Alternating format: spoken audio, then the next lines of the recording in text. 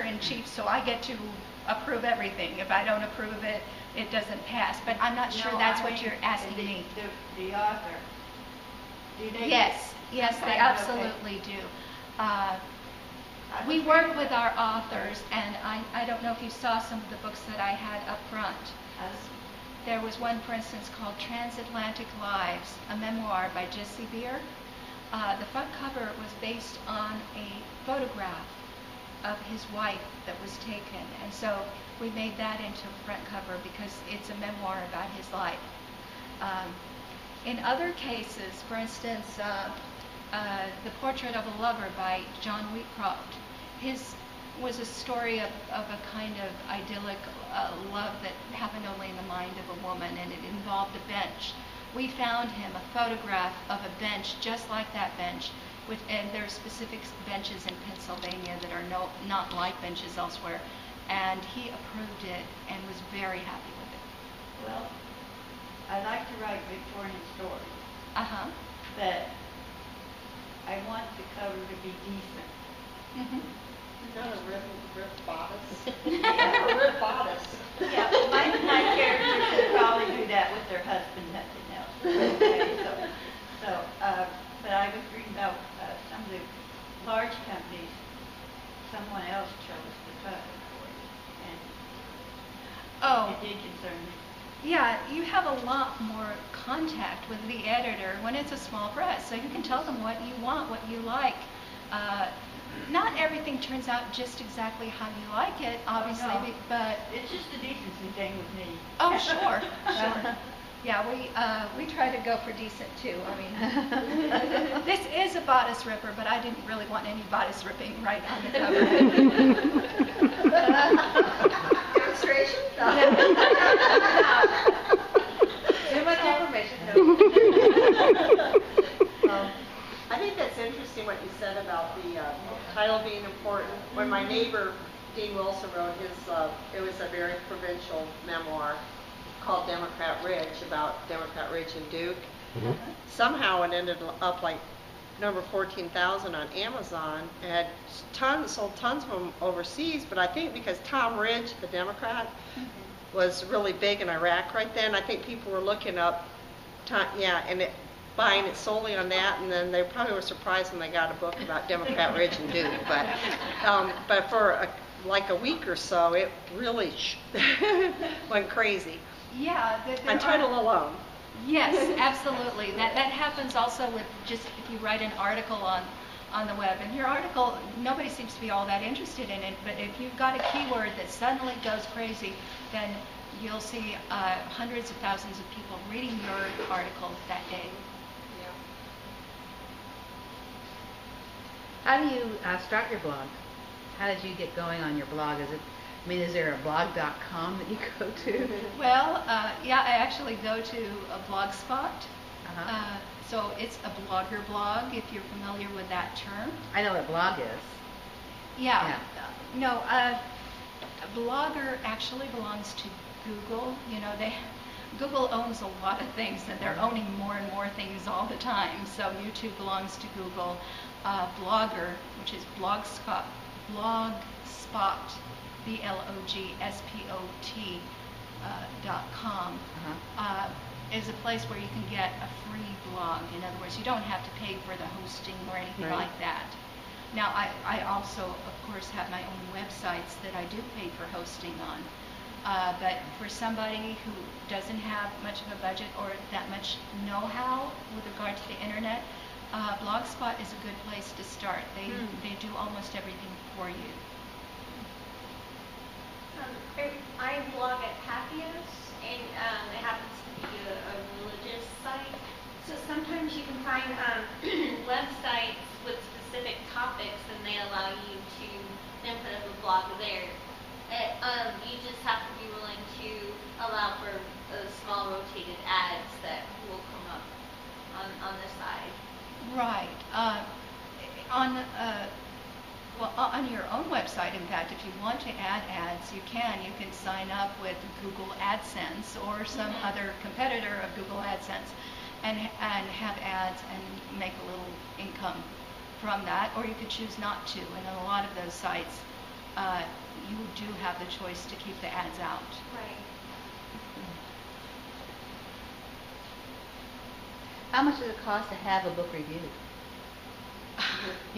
Well, I mean, you said go on Amazon and look, and then find one. Okay, well, first of all, you're kind of asking me, like, how much does it cost to win a trial? Do we bribe the judge?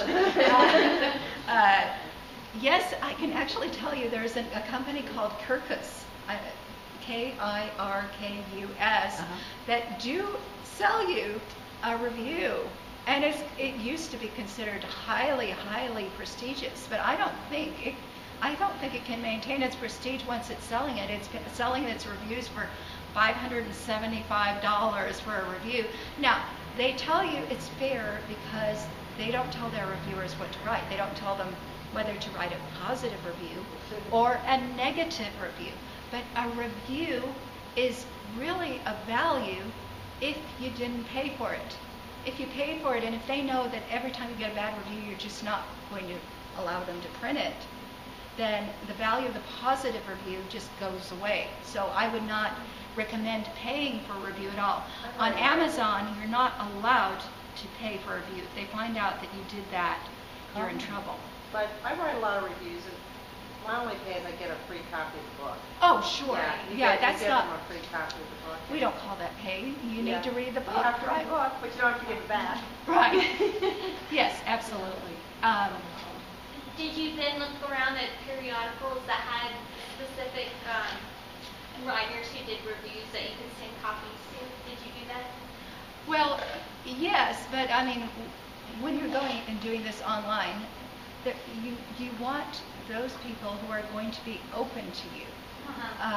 So you have to kind of understand that if you're talking about a major outlet, whether it's going on TV, on Oprah, or being on NPR, or being in a magazine that has a large circulation, chances are you could send it to them. They're not ever going to get to you. Oh, right. It's not because you didn't bribe them. It's not quite that simple. It's not like, oh yeah, if I give them $575 under the table, they'll give me a review. They're just swamped with material, and they don't know what's good or bad, so they listen to people that they have contact with. And then that costs you shipping in your books. Right, so it's not worth it. You want to go to a place which is high enough in prestige that you'll get some benefit out of it, but at the same time doesn't cost you too much in terms of throwing books away, and will actually get you an honest review.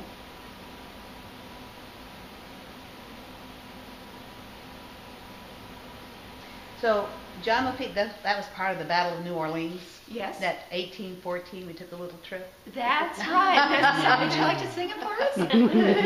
No. Down the mighty Mississippi. That's right. A little That's bacon. Get a little beef. I wish you were my history teacher in school.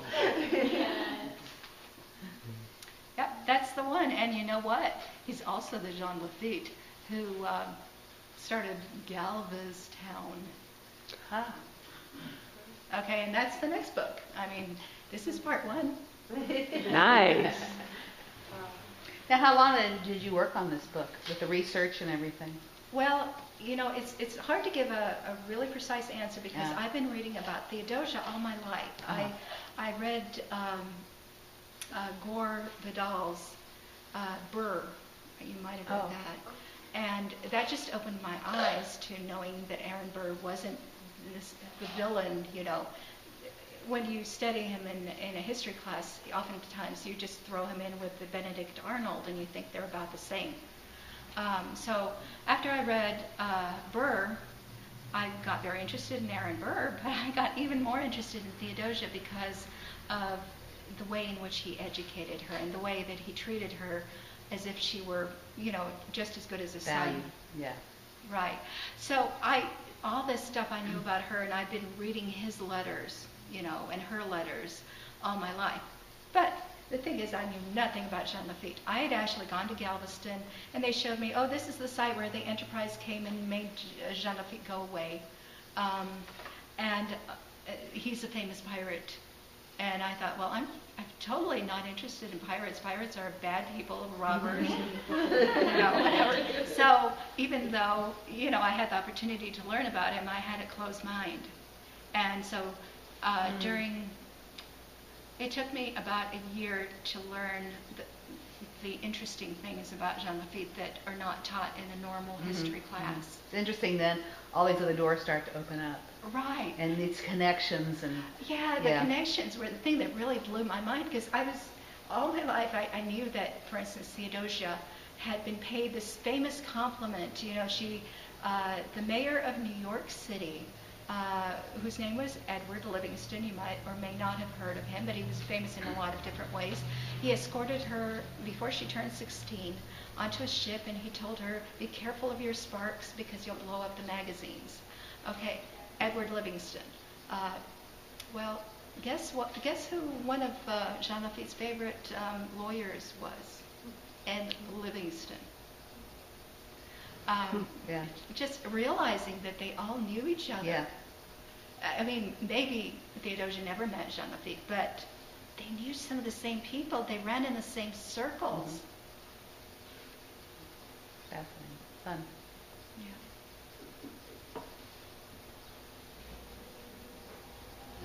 Who actually does the physical printing of your book? Somebody in South Carolina. Oh, okay. Some mysterious person. Yes, it's a company, and it will tell you right here, made in USA. Oh, this one is Lexington, Kentucky. So actually, the last one this one, the other one I think is probably, let me see. Okay, they're both Lexington, Kentucky, so I was wrong. But I've had other books that came. Carolina. Yeah. I did see one. Yeah. We didn't bring it. So no, we don't do our own printing, if that's what you're getting at. When my father founded the company many, many years ago, we did our own offsetting and we did our own printing. But we are using print-on-demand technology now, and so we don't actually have to touch the book at all in order to know that it's okay. What's the upside down A? The inverted A? The inverted A is the first letter of the alphabet that all of us who use the alphabet share. In the beginning? Yeah, Aleph. And it symbolizes the head of a bull. So, in fact, on Vacuum County, we have a different way of symbolizing it, where we have the B and the C together, but they also make an inverted A. Cool. Tell us a little about your father and how he got. Okay, well, thank you for asking. My father was born in Poland, came to Israel when he was 4 years old. He was fluent in Hebrew at the time. And he was a member of the Canaanite movement in Israel. He believed that all people living in Israel should have the same rights regardless of their religion or ethnic origin or anything like that, and that's part of what the Canaanites were about.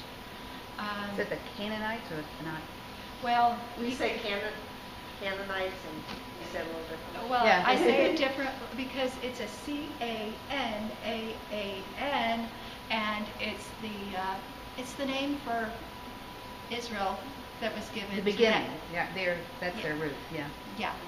Okay, he left Israel in 1970. He was a physicist. He decided that he wanted to, he didn't want to be part of what was going on in Israel. He also wanted to be more useful. He was doing abstract physics. So he went back to school, got an aerospace engineering degree. He worked at Vought or LTV in Texas for a number of years, eventually went back to the academic world and became a professor of aerospace engineering in Alabama, when in the year 2000 he died in a crash of an experimental helicopter. He was the only one on board. his students, and he had designed it, and we don't know what happened exactly with that. In between all of that, he also had ideas. He wanted to share those ideas with other people, so he opened a publishing company on the side, and that was Inverted A, and he published his own works as well as those of other people. And his book, Israel, the Two Halves of the Nation, is on display out there. So.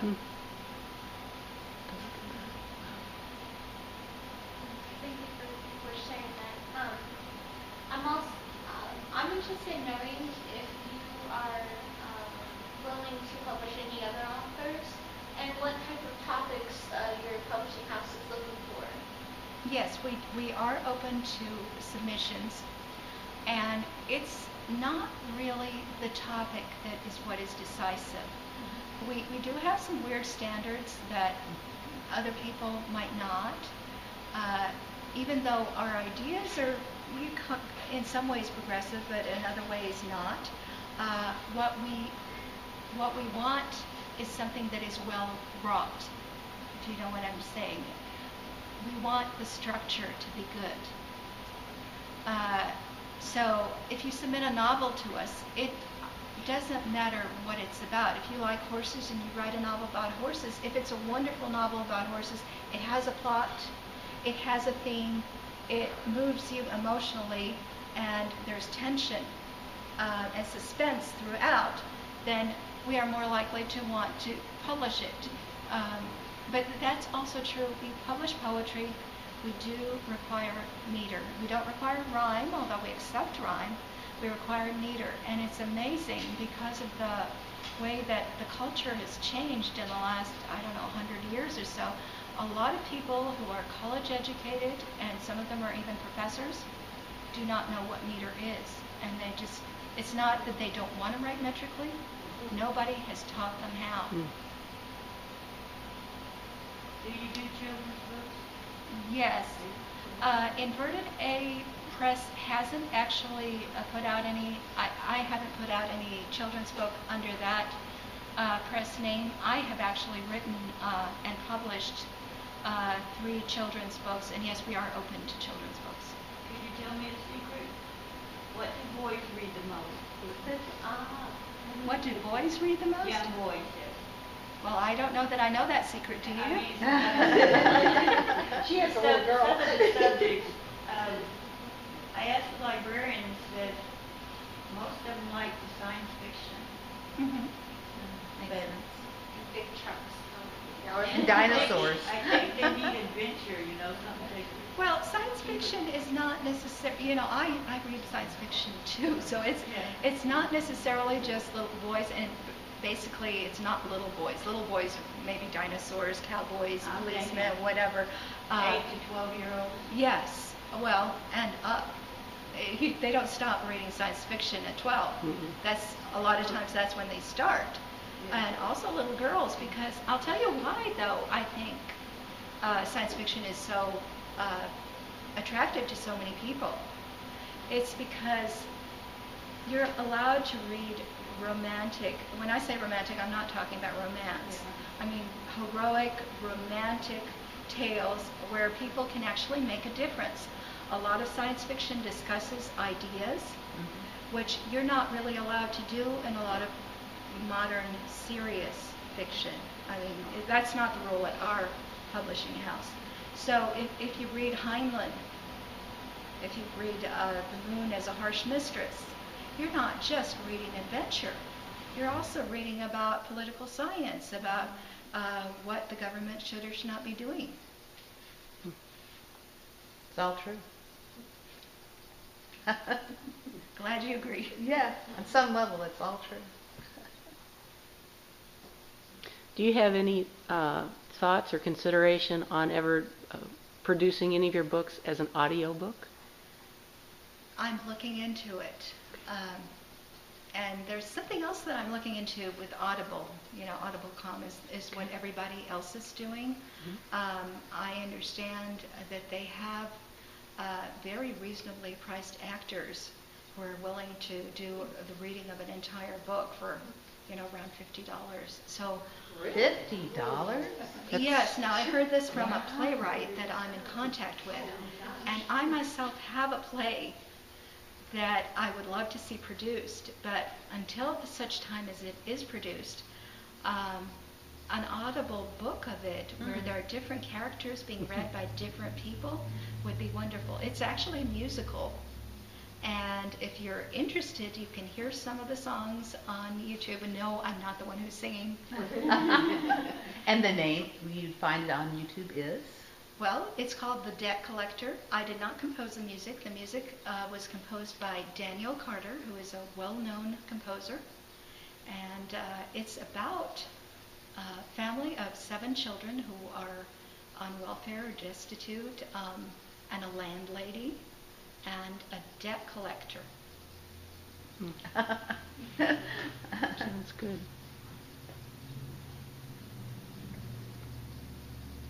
Do you have any suggestions for editing? Well, specifically, what kind of editing? For a novel, finding someone to provide the service. Okay, well, I mean, there are a lot of people online who are providing editing services for those people who want to publish themselves. Now, if you're writing a novel, you probably also have some beta readers who are not necessarily reading it for editing purposes, but just to tell you how it feels, whether there's anything wrong with it structurally, or did they like it or not, really, basically. Some of your beta readers can also be good editors, and others are terrible. I found that I have certain people I can go to, and they will pay more attention to the typos than they will to the content. So I use them for that purpose. But if you are looking for somebody to edit your book for a fee, you can Google that online. I can suggest a site that's awesome, and everybody needs to check this out. It's called 5rr.com, FIBERR.com, and these are people. They're all rated and ranked by people they've done work for. They'll do any job for like $5. Recently, I was tasked with designing a cover for something, and I'm not a graphic artist. I could design a cover, but everything I did just looked amateurish. So I thought, well, I have $5. So I hired someone on there, and he was in the Ukraine, but he did a good job. But it was good, and it was much more than I could do. But I didn't really like it, so I looked for someone a little higher rated, and I sent it to him, and he did something that I'm on a committee. It blew everybody away. They could not believe this, and I took credit because I hired the graphic artist. But I did tell them that. But they have people on there that will edit your work, and $5. They have $5? You are kidding me. Yeah, no, I do know about Fiverr, and you can get some amazing things done. However, for editing, the question is how well can you judge the person who's editing you? In other words, if you're pretty good at it, and the only problem is that it's your stuff, so you can't edit yourself, then you can probably send something to that person with intentional errors and whatever, and see how well they do before you trust them to edit the entire work. Oh, that's a good idea. But if you don't know, if you feel uncomfortable and you think you wouldn't make a good editor, then it's better to go to a site where other people have rated those people for you.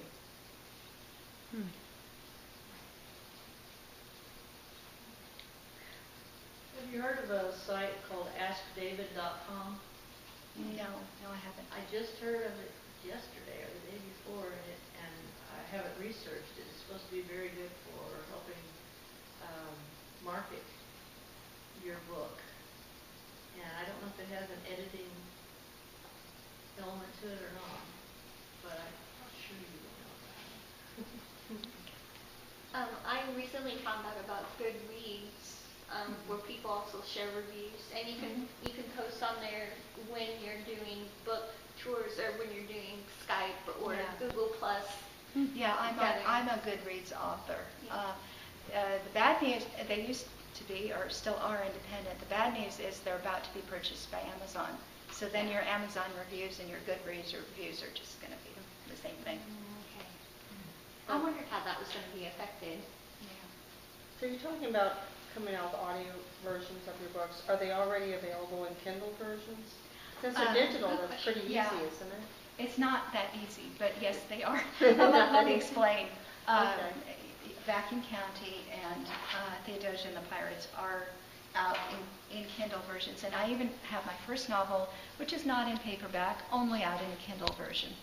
But it's not easy because there are great difficulties of taking a perfectly beautifully put together manuscript and the formatting disappears completely. And so you have to work really hard to make it look good. And I'll tell you, for instance, Our Lady of Kaifeng, which has a lot of Chinese words in it, a lot of Hebrew words in it. I can't do that on Kindle. Unless I turned every word into a picture. Oh, I see. So yes, it's a wonderful resource, and a lot of things are selling really well, but you do have to work to format them correctly. Speaking of problems with formatting, that brought up a question in my mind. With the current manuscript I just finished, I found out that when I was doing all 300 pages in a Word document, it just ate my formatting, and I had to break up my sections into different documents. Is there a better program that you like to use when you write? I'm a cheapskate, so I try to get things for free as much as I can. So I use OpenOffice. Oh, I was trying that too. Okay, OpenOffice is just a lot like Word, only they don't charge you any money. Right.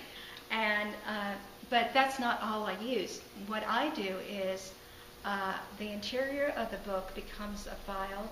I then turn it into a PDF file. I have the front matter, the front matter, which is this kind of stuff at the beginning.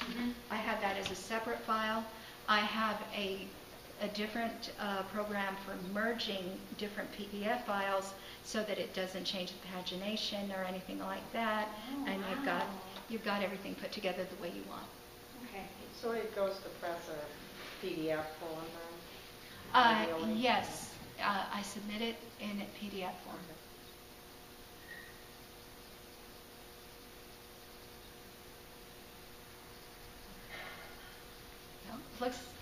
Anybody else? If not, thank you so much for coming. I really enjoyed it. Yeah. Thank you.